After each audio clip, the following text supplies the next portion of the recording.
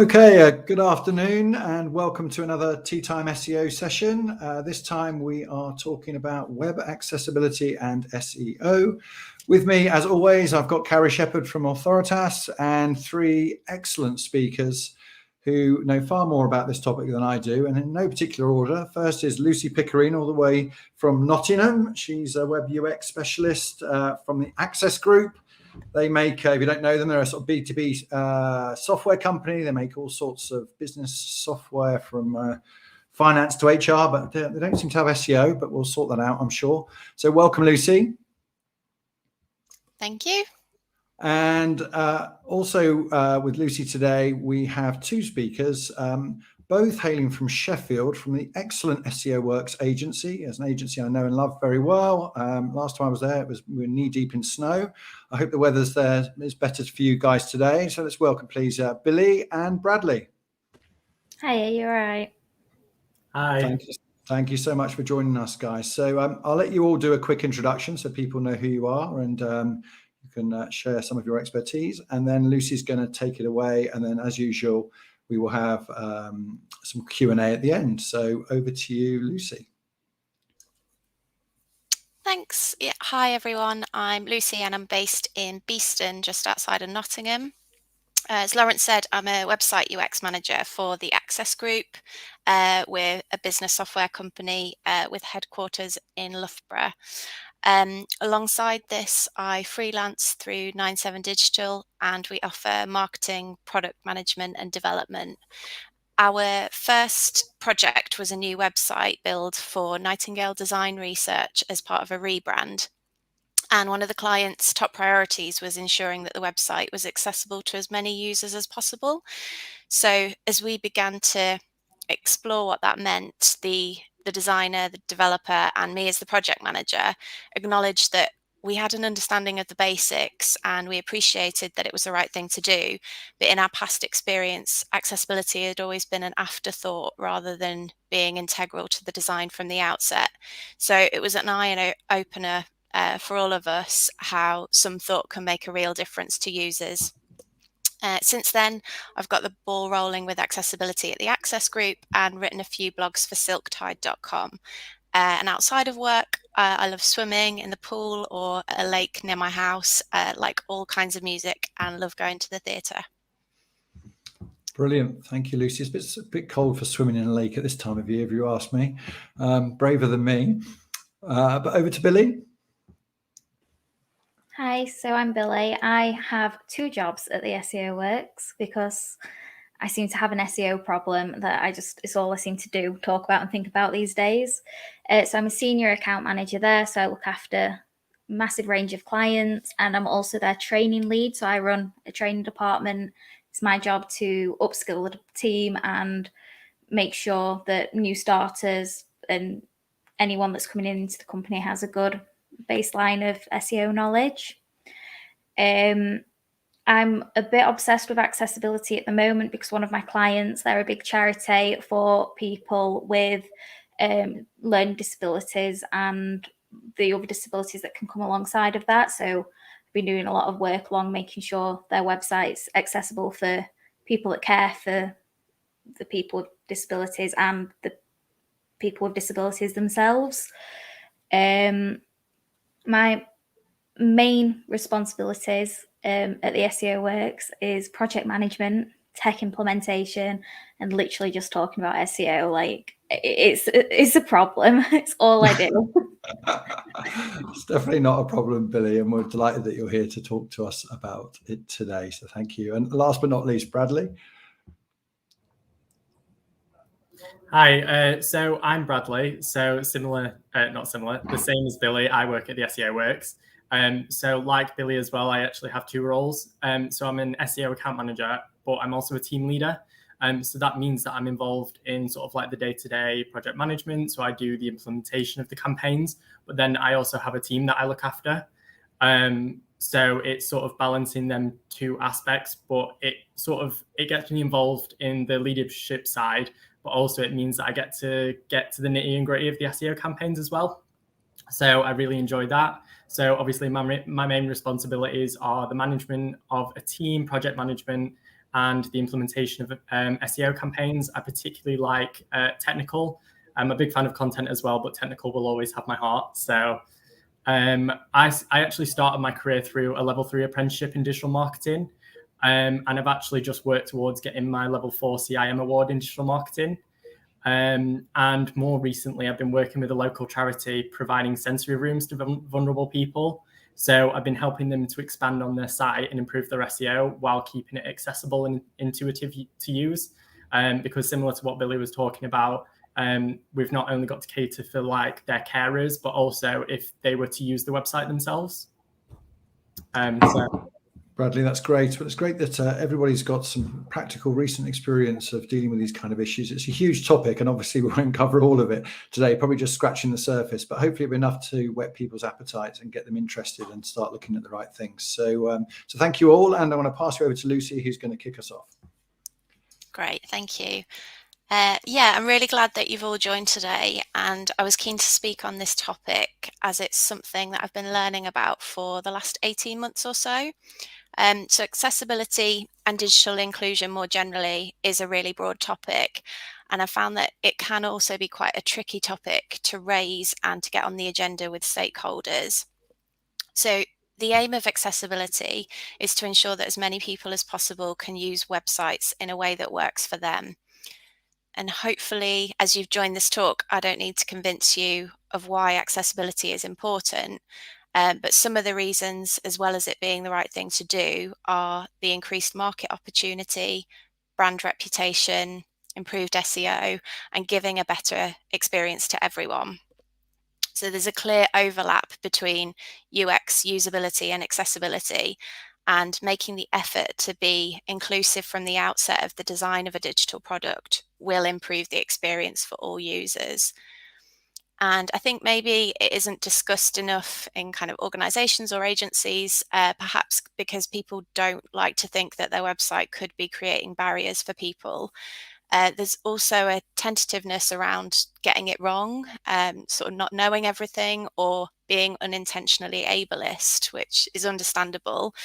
In the UK, I've also seen a marked difference in how it's approached in the public sector and charities that kind of more are legally obligated to provide accessible websites, and in the private sector where it isn't imposed legally in the UK yet. So I just wanted to acknowledge upfront that, like SEO, accessibility isn't a quick fix, but it is absolutely worth the effort. So I firstly wanted to share some reflections that I've had so far and then go into some practical ideas of what to look for when auditing. So firstly, I'd say to be mindful of the breadth of accessibility.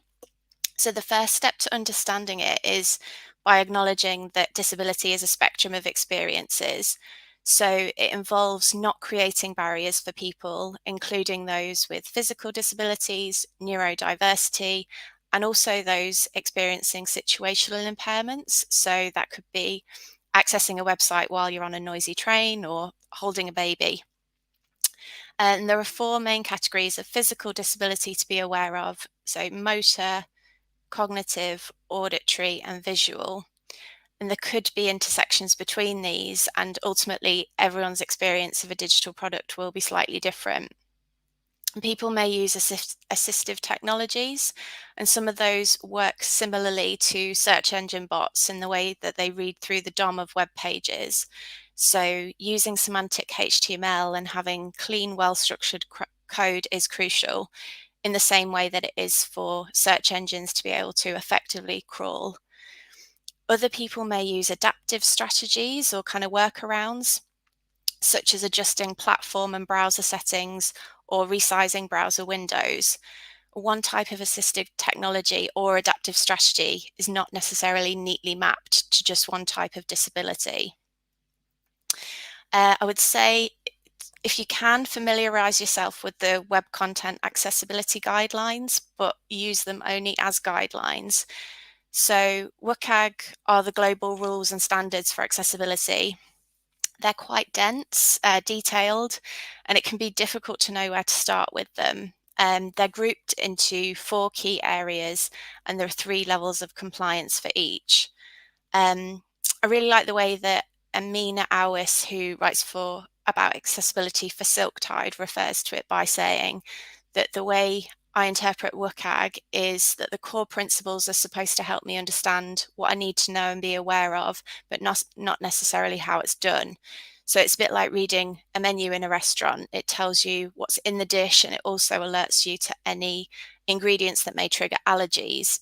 However, it's not necessarily telling you how it's made from start to finish in the way that a recipe book would. So while some argue that accessibility should be treated as a legal requirement similar to privacy, there's also a risk that by only adhering to WCAG, you could reduce the nuance of people's real life experiences to just checklists and compliance. So the most important thing about digital accessibility is making technology work well for people with disabilities, and standards are only just one way that you can do that. So this is why it's always good to have human as well as automated testing if you can.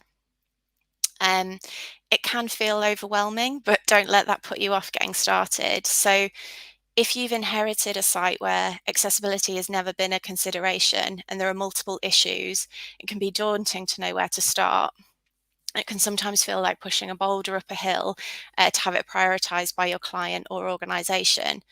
But like SEO, it's something that you can approach incrementally and show improvements as you go. So Billie and Bradley are going to go into more detail around good practice, but some ideas for initial checks that I notice come up quite a lot are you able to navigate the site without a mouse, and is the tabbing order logical? So can you interact with everything with a keyboard in the same way that you can with a mouse? Are there any blocks? This can be quite an effective way to demonstrate to others how you might be excluding users or forcing them to find a workaround. Does your audio or video content have closed captions or subtitles and voiceovers? So this is to ensure that there isn't any meaning lost if someone can't hear the voiceover or read any text included within videos or images, which is something that happens quite a lot on social media or on web pages that just have one large infographic image.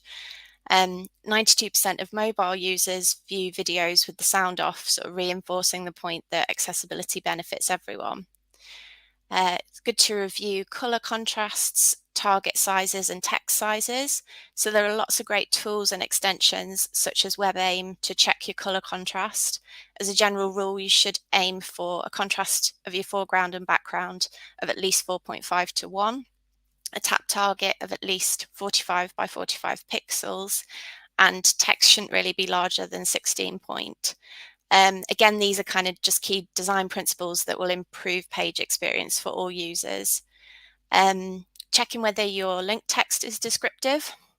So this is one to kind of carefully consider the text that you choose to hyperlink and whether that would make sense if it was read aloud, perhaps without being able to see the context of the page.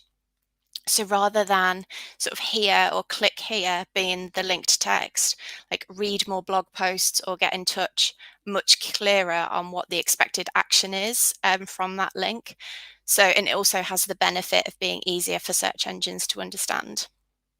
And do you have an accessibility statement on your website? So a written commitment to your users is a strong place to start. It can help you to build trust and provide accountability. And writing one is a good prompt to kind of start auditing your site, identify areas that fall short, and set your intention for how you'll make improvements. So these ideas are kind of only scratching the surface. I've got lots of links for courses, further reading, and accessibility experts to follow, which I'll share with Carrie in the follow-up blog, but I'll hand over to Billie and Bradley now.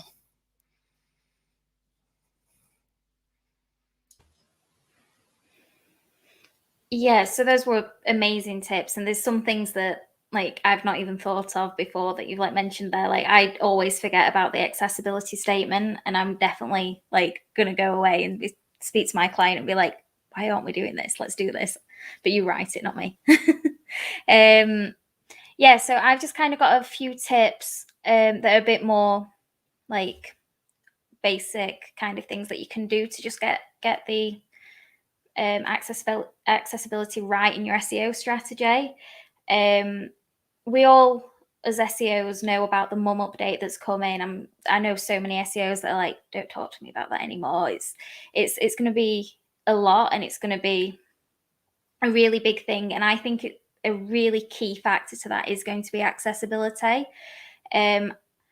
So I will talk about that a bit more as I go down. But my first tip for getting accessibility right on your site is manually audit the site yourself. So if you're one of the people that like to audit a site through a tool, you can still do that, but then go for it yourself. Get to really know the nitty-gritty of the site. And this is where you can test things like what Lucy's just mentioned there. Like, can you navigate the site, click everything without a mouse? Like, can you use a screen reader and read everything that's all the content there on the site? How does that come across? And doing that, it'll make you be able to do better by that client SEO wise, because you know that website so much deeper, but you're also factoring in that accessibility from the onset. My next bit of advice for you is don't sleep on alt tags. Don't leave them to be the last thing you do in the campaign. I know so many SEOs who do this, and it frustrates me so much. And this is where it all comes into that mum update, in my opinion.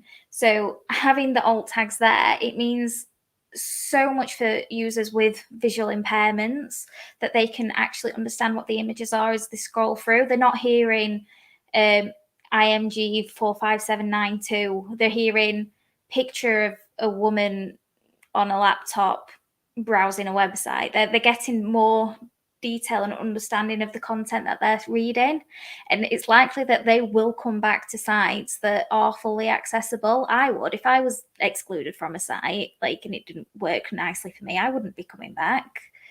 And alt tags, they can help Google better understand your images, help you rank better for product pictures, and in the product section in the SERPs.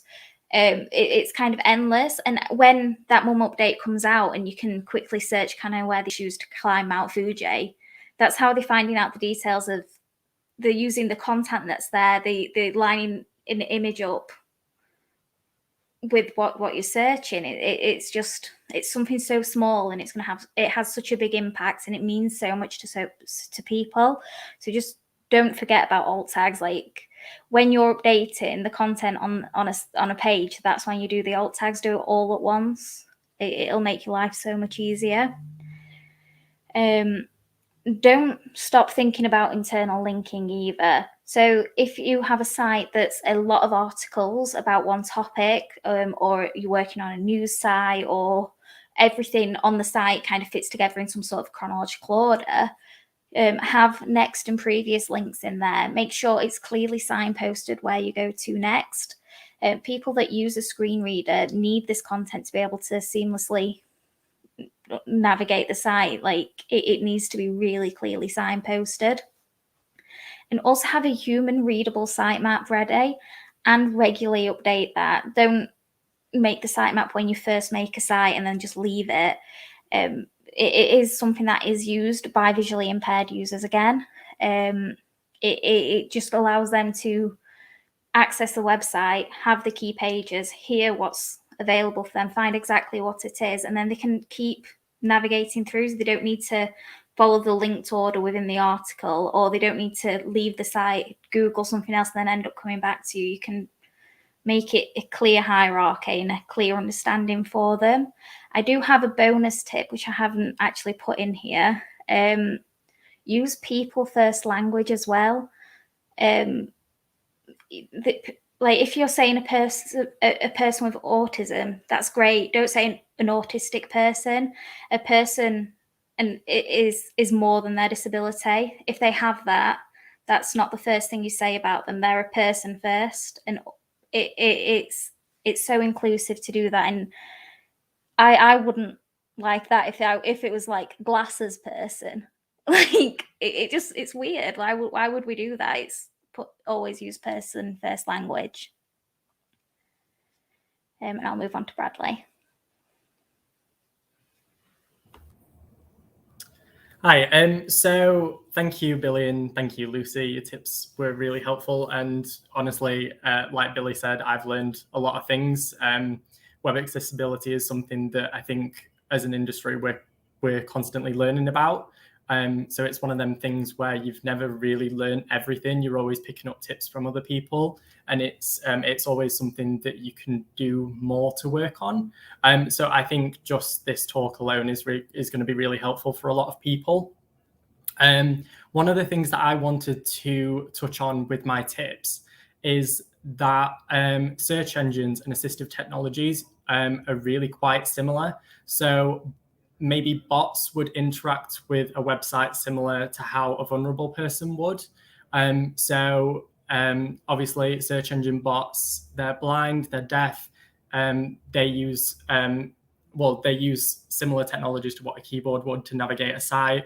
They're heavily reliant on HTML, content structure, and the context behind the site.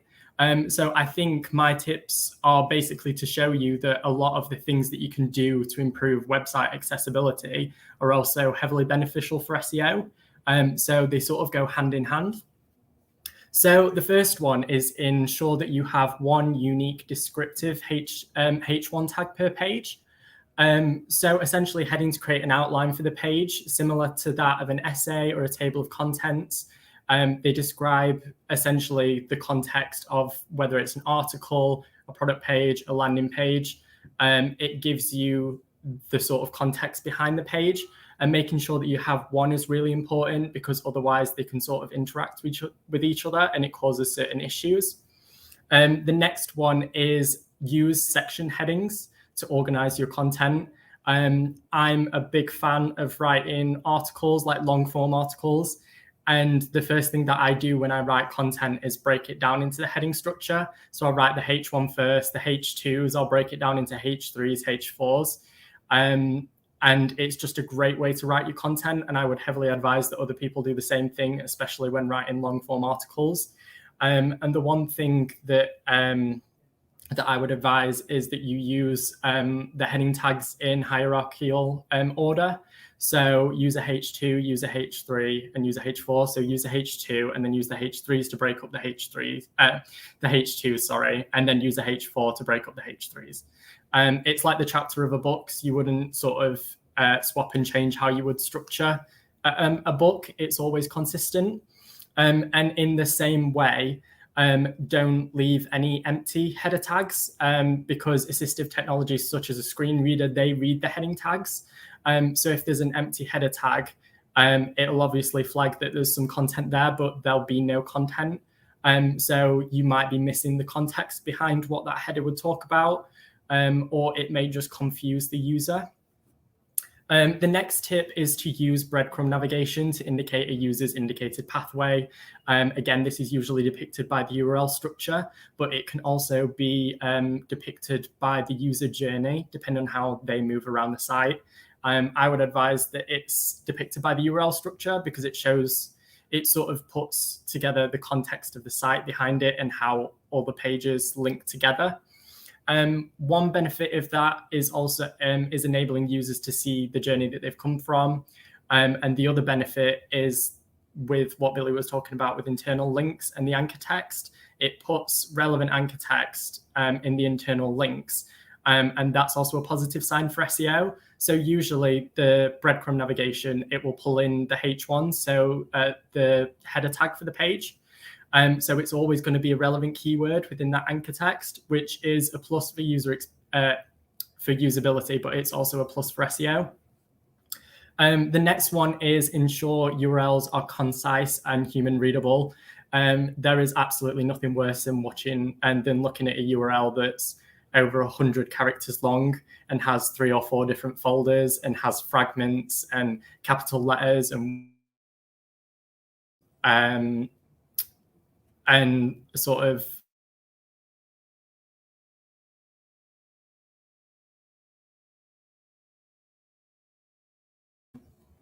oh, sorry, am I back? We lost you for a second there. I think you were reading a very long URL.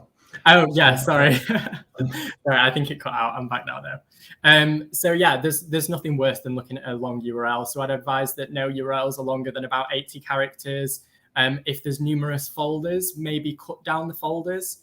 So maybe just include like the last folder.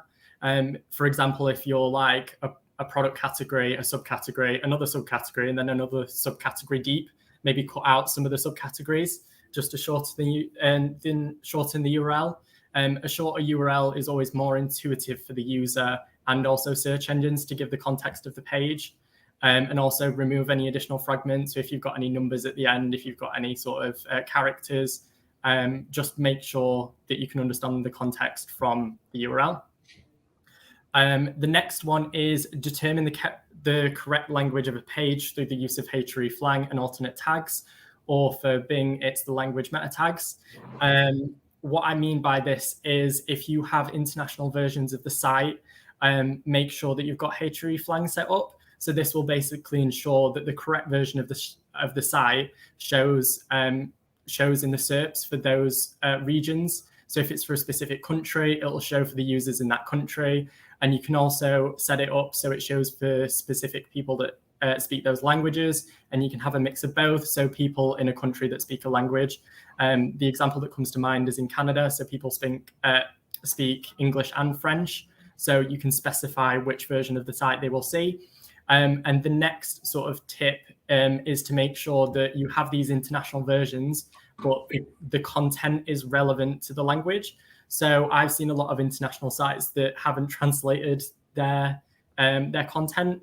So all the content, even on the international versions, is all English. So obviously, while they are catering for the different countries, it just won't work because it's not the right content. The same thing with like contact information and stuff like that. And just a final tip is don't redirect a user automatically based on their country or language. And this can be really bad for the user experience. Instead, send them to like a placeholder, like landing page with all the different versions that you cater for, and they can choose the version for themselves that reflects either their language or their country. Great. Thank you very much, Bradley. Thanks, Billy. Thanks, Lucy. That's some great content there and some great tips and advice. And I know we're only scratching the surface, but in 25 minutes, you covered a lot of ground. So thank you for that. I know we've got some questions. So Carrie, why don't we start there? Yeah. First question, I'll give to Lucy. I think we've kind of covered this, but do you also include accessible language as a factor? Yeah, definitely. So one of the sort of key areas of the WCAG guidelines is being understandable. So that could kind of cover what Bradley mentioned around sort of URLs and like consistent navigation, but it also applies to writing in plain English and, you know, how high the readability age is of a page. And yeah, could you potentially be excluding people by the language that you use? Great, that's really useful. We have a question from Azim. Billy, do you want to take this? What is the best way to get buy-in or more improving web accessibility up the list of priorities for clients or businesses who may not view it as a priority? What I tend to do in the past is I don't separate accessibility and SEO. I will just say my suggestion will help SEO. Here's how it'll help us. It'll benefit us this way. And then if it's something which is very clearly like will help with accessibility, like doing a mass optimization with alt tags and getting help from their content team because it's a massive e-commerce site kind of thing, I'll tell them, like I've not got the exact data and resource on me at the moment, but it's something like 10% of all e-commerce sales that was made in 2020 was made from a screen reader. So explaining things that way and trying to put almost a monetary value onto that. So I'll look through their analytics and look at what in their e-commerce bit, find out their average order, figure out 10% of their sales from last year and be like, this is potentially just all from people who need that accessibility. So if we optimize better for them, think of how much higher that could be. I think just putting things into money values will always help get a client on your side. I think on that point, actually, there's some stats if you're looking for slight data for presentations on the bighack.org, which says, I think it was the data is as recent as 2017, but there are apparently 14 million disabled people in the UK with a combined spending power of 275 billion pounds. So, it's not an insignificant corpus of people to target. So if that doesn't set the mind racing, then I don't know what will. So, okay, well, thanks for that. I'm conscious of our time. So we want to skip through a couple more questions there, Carrie? Yeah. Bradley, you said to use breadcrumb navigation. Do you recommend adding the breadcrumb schema, or is there a minimum number of pages that should have schema on a site? I guess that depends on the site. I would always advise having breadcrumb schema to go along with breadcrumb navigation. Obviously, breadcrumb navigation is great for user experience in terms of when you're on the website. And the schema is great for people when they're still in the SERPs. It gives you a good idea of where that individual page lies in regards to the site structure. So that can be a way to be accessible within the SERPs, which is something that people might not consider, because accessibility is all about optimizing the on-page experience, but the SERPs is part of that. So similar to that, optimizing your title tags and your meta description to make them short and concise and target the right keywords. It's all sort of part of the experience. So yeah, I would advise that breadcrumb schema be implemented on every page if possible. I'd say mainly the pages that are deep in the structure of the site. So maybe the products that are behind a couple of categories, to understand where they lie in the context of the site is really helpful from an outside perspective before you come into the site. Great, thank you. We have another question for Billie. You mentioned Google using Mum. How can you improve your site specifically for Mum and accessibility at the same time? You're still on mute. Sorry. We don't currently have like all the details of the ins and outs of how the Mum update is going to work, but we've seen what Google proposes it's going to be like. We've all read that blog post. We were all had a moment of, reverse image search, that's coming back. And there's a lot of things that already translate in that are things that we can affect now. So we can make sure our images are optimum. We can use captions to differentiate people in our images to make things look better. And doing these little things that help our websites and our content be like deeper, it'll help us when the Mum update comes out. If that's essentially going to be like a web, almost like a web page itself, just well sourced from all the different sites and be able to provide us all this information, we want to provide as much information as we can. So anything additional we do now, it's not 100% guaranteed that it's going to be a part of how that update works, but it'll help us in the short term anyway, just with that accessibility factor. And it'll also get us kind of into the routine of actually considering that into the things we do. But again, we're kind of limited of what we can do now because it's a bit secretive of what actually the Mum update will entail and what factors will be in there. But I really feel like this is going to be the big accessibility update. It's now in Google's core statement to make the internet accessible for everyone. Like it just makes sense to really like push on this at the moment. Okay. Anyone else got any comments on that or thoughts on that in relation to the Google Mum update?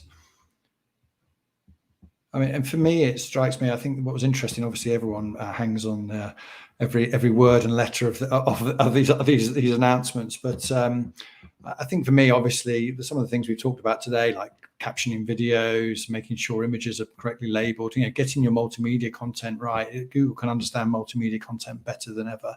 And also when it comes to international content, what was interesting for me is that they were looking to take signals from content that's potentially in a different language to yours. You may not even speak Japanese, for example, in the example they've given, but actually that content in Japanese may have an impact on your ranking.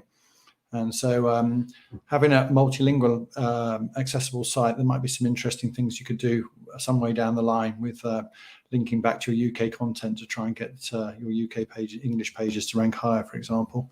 But anyway, there's a lot to see on that, and it's probably a little bit off topic for us. So I'm just conscious of the fact we've come kind of beyond our sort of 4:30 cutoff. We normally try and keep these sessions short and sweet, long enough for a cup of tea and cake. I've not had my cake today, but I've certainly had a cup of tea. It's slightly more than Azim, so 5 is not too many, Azim. I normally have 5 by about midday, as Carrie will testify. So I think if you've got any more questions, then we'll save it. Please, ask the speakers. It's posted in the Optimizers community. Please join us there. Or obviously, you can catch them on Twitter, and I think their profiles will come on the screen shortly. Hopefully. So there you can see how to get hold of Lucy, Billie and Bradley. And our next Tea Time SEO, Carrie, is Thursday, the 28th of October. So brilliant. We'll see you in a month. Topic to be advised. It's great to see lots and lots of old friends back. But no particular order, but I'm sure some of them will, hopefully, Azim, Simon, Joe and others will be back either speaking or participating in the next Tea Time SEO. Lastly, a massive thanks to Carrie for organising, and Lucy, Billie and Bradley for sharing their thoughts. And to everyone out there, if your website isn't accessible, then pull your finger out because you're missing out on a massive market opportunity. So thank you all very much indeed, and we'll see you next time. Thank you. Thank you. Thank you.